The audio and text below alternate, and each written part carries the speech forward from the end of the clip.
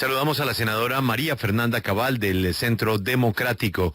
Senadora, gracias por atendernos. Muy buenos días. Hola, buenos días, Julio. Senadora, pues qué llamada tan desagradable, pero después de esa rueda de prensa de ayer del fiscal general de la Nación, quedamos atónitos con esa empresa criminal electoral. Y lamentablemente, pues usted está mencionada ahí. ¿Qué nos puede comentar sobre el informe del fiscal? Pues muy aburrida, Julio, porque yo he sido una persona que he defendido posturas que pueden ser consideradas polémicas, radicales, pero que siempre he sido coherente, nunca he borrado un trino, me he mantenido firme y mi candidatura siempre ha sido de opinión. A mí las prácticas de la maquinaria electoral me parecen asquerosas. Yo no necesito ni constreñir a nadie para que vote por mí y mucho menos pagarle a la gente. O sea, son actitudes mafiosas, como lo dije ayer en un trino. Y me parece que el fiscal en su rueda de prensa tiene una ligereza que después intenta corregir anoche en la entrevista con Yamit. Yo publiqué ahora una parte del video de él en la entrevista donde aclara que yo no tengo ninguna vinculación en el constreñimiento, pero como al aire quedan las especulaciones, porque había personas constriñendo aparentemente, no se han imputado cargos. Yo digo, esperemos cuáles son los cargos que se van a imputar a estas personas si su conducta es una conducta ilegal, criminal, que se proceda. Pero el fiscal no puede jugar con los nombres como si fuera el emperador en el circo romano y después con el dedo decidir quién vive y quién no. Eso no le hace bien a la institucionalidad. Doctora Cabal, ¿usted qué cercanía tenía con el señor Julián Gutiérrez? ¿Lo conocía? Claro, yo conocí a Julián, no soy amiga de Julián, pero en 4 años de uno hacer política como representante por Bogotá, conozco muchas personas del distrito, unas más que otras. Conocí a John también. Entiendo que John, el subsecretario, es una persona a punto de pensionarse. Conocí a Carolina Villegas, que ustedes también conocen, ella fue subsecretaria de Chapinero. El mismo Uzcategui, a quien acompañé en campaña, fue subsecretario de Usaquén. Claro que conozco personas, pero en campaña uno está expuesto a todo, a que la gente pida plata por uno, a que digan que van a nombre de uno.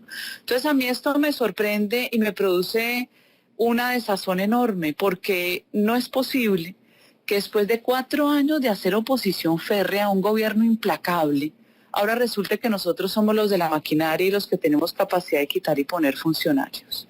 ¿Se había advertido por parte de los profesores de jardines infantiles de la localidad de Kennedy o también de funcionarios de la Secretaría de Integración Social que se estaba haciendo esta exigencia? ¿Usted le había llegado algún tipo de información sobre la exigencia para que se votara por usted y por el señor Diego Caro? No, porque de hecho con Diego hice varias actividades en Bogotá, hice cierre de campaña como lo hice con Juan Manuel Daza. Yo tuve entre los candidatos algunos con los que tuve muchas más actividades en las mismas localidades. Como le digo, trabajé con Diego, con Juan Manuel Daza, con Uzcategui, con Quique Cabrales, apoyé a Liliana Alfonso con algunas actividades. O sea, yo no tuve una fórmula específica.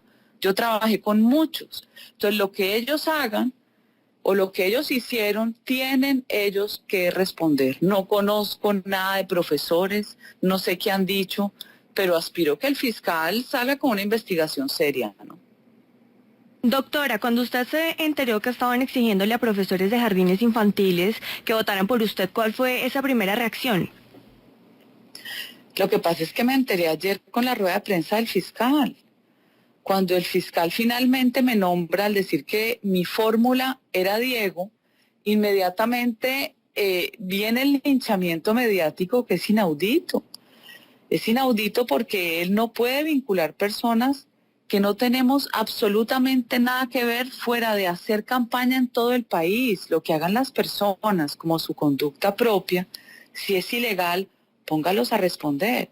Pero además me parece que se anticipó y a mí me queda un sinsabor porque yo le digo que yo soy admiradora de la estatura intelectual de Néstor Humberto Martínez. Lo hemos visto sobre todo en los debates de la JEP, donde además yo he sido muy activa, a pesar de que el partido no apoya el proceso, nosotros cumplimos con el deber de llevar proposiciones que han sido incorporadas desde el acto legislativo. Entonces el fiscal es una persona de una estatura intelectual que genera respeto, pero este tipo de salidas con informes que le dan sus fiscales lo dejan muy mal parado. O sea, así no es. Cuando el día anterior le había cerrado ya la investigación a las ministras Gina y Cecilia por lo de la vía Ocaña Gamarra. Entonces, a mí me deja una sensación muy aburridora del manejo político de la Fiscalía. Representante María Fernanda Cabal, usted dice que la dijeron, o sea, que usted quedó por fuera de la investigación directamente y por eso me gustaría que nos explicara un trino que posteriormente el líder de su partido trató de explicar, pero sigue siendo muy confuso. Dice el expresidente, hoy senador Álvaro Uribe, en su trino refiriéndose a usted y a esta investigación de la Fiscalía. Acaba de llamar el fiscal a dar explicaciones en que María Fernanda Cabal no tiene ninguna responsabilidad sobre los hechos y que por ello no había dado traslado a la Corte Suprema. ¿Qué tal? Fusila mientras llega el juicio. Y después aclara en su Twitter que es información de la comunidad. ¿Usted nos explica a quién llamó el fiscal a dar explicaciones sobre usted y por qué el fiscal llama a dar explicaciones para poder entender esos trinos? No, yo lo que creo es que el presidente Uribe recibe muchísima información de diversas fuentes. Y dentro de esa información, si ustedes analizan desde la rueda de prensa hasta anoche, que está la intervención de Néstor Humberto Martínez, que la publiqué yo al aire en el pedacito específico donde habla de mí, y dice que no tengo nada que ver con el constreñimiento, pues pasa mediodía donde su versión es diferente en cuanto a usar mi nombre. Si el fiscal hubiera sido una persona mucho más seria en su alocución o lee la información previamente, hubiera dicho lo que dijo en la noche donde llamé durante la rueda de prensa, pero me tuvo todo el día y la tarde enfrentada a versiones que yo desconozco, lo que me parece terriblemente no solo injusto, sino irresponsable de su parte. Yo sí creo que Uribe debió recibir información porque no se va a inventar las cosas. Debo cambiar el tema, senadora, para un tema también muy importante, como es la reglamentación de la JEP. Su bancada votó por el aplazamiento. La razón que da su bancada y otros colegas de otros partidos es que prefieren esperar el pronunciamiento de la Corte Constitucional. Ayer, al presidente electo, en una reunión en la Procuraduría, el presidente de la Corte Constitucional, delante de otras autoridades judiciales, le explicó al presidente electo que no tiene que esperar la decisión de la Corte Constitucional, que son dos temas distintos. El presidente electo escuchó atentamente lo que le dijo el doctor Linares, quien esta mañana repitió lo mismo. ¿Usted, después de escuchar al presidente de la Corte Constitucional, continúa apoyando la idea de aplazar o, por el contrario, con la explicación del doctor Linares, cambia de opinión? Mire, es importante la pregunta y que la escuche el público. Nosotros hemos estado en contravía de muchos de los productos generados por el acuerdo de paz, específicamente la JEP, y lo dijimos 1000 veces. Los tribunales creados prácticamente a la medida de los criminales de las FARC son muy peligrosos en países donde no hay justicia como Colombia. Y le voy a poner el ejemplo. Todo lo que advertimos terminó siendo cierto.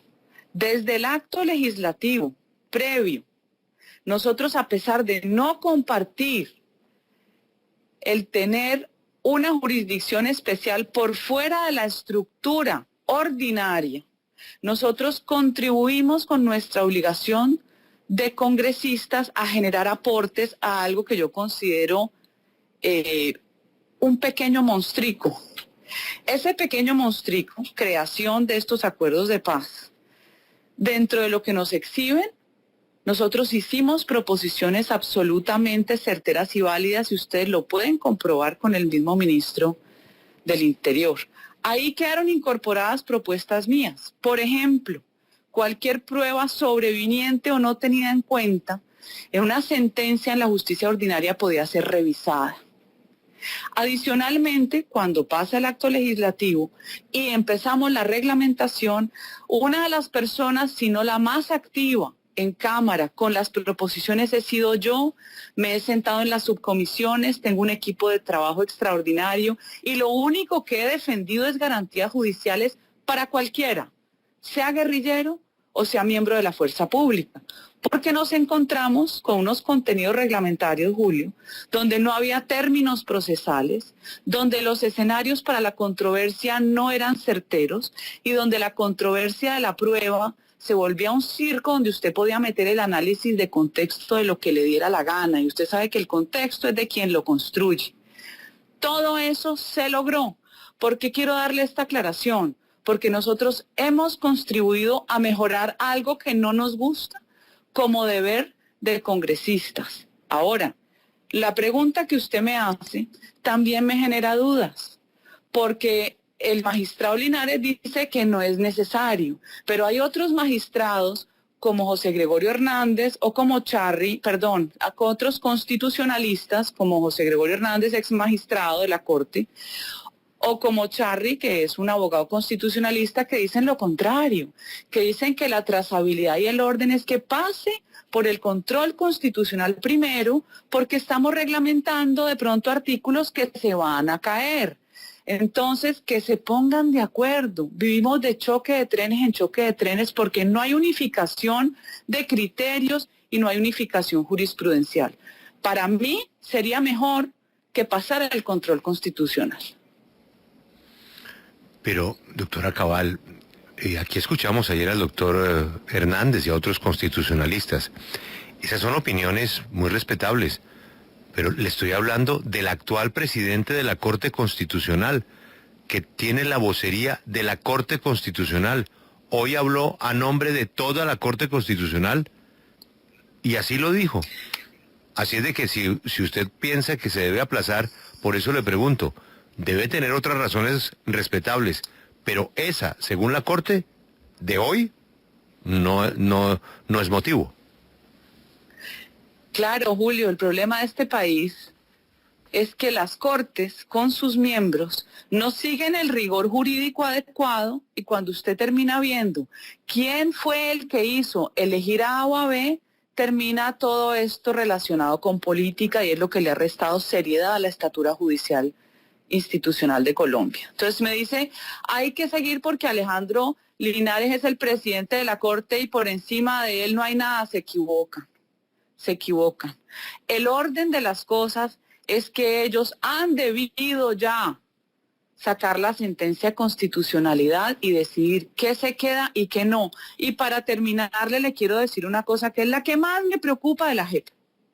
La que más me preocupa es que hay un abuso. El principio, a mi criterio, fundamental en el derecho es la imparcialidad del juez. Usted puede tener el mejor reglamento y las mejores normas, que si usted tiene un juez imparcial, usted no tiene justicia, usted no tiene garantías para nadie. Aquí las inhabilidades expresas, que además se lograron ampliar en el acto legislativo, están siendo vulneradas con la escogencia de los presentes magistrados, que muchos están implicados en otras investigaciones que se le hicieron a miembros de la fuerza pública.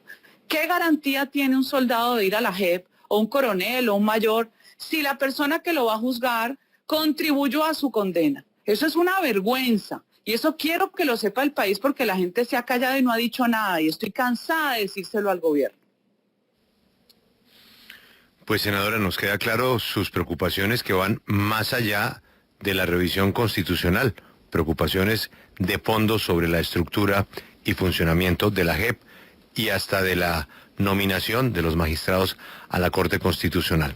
Esta será, como siempre hacen ustedes, y son muy juiciosos, una decisión de bancada.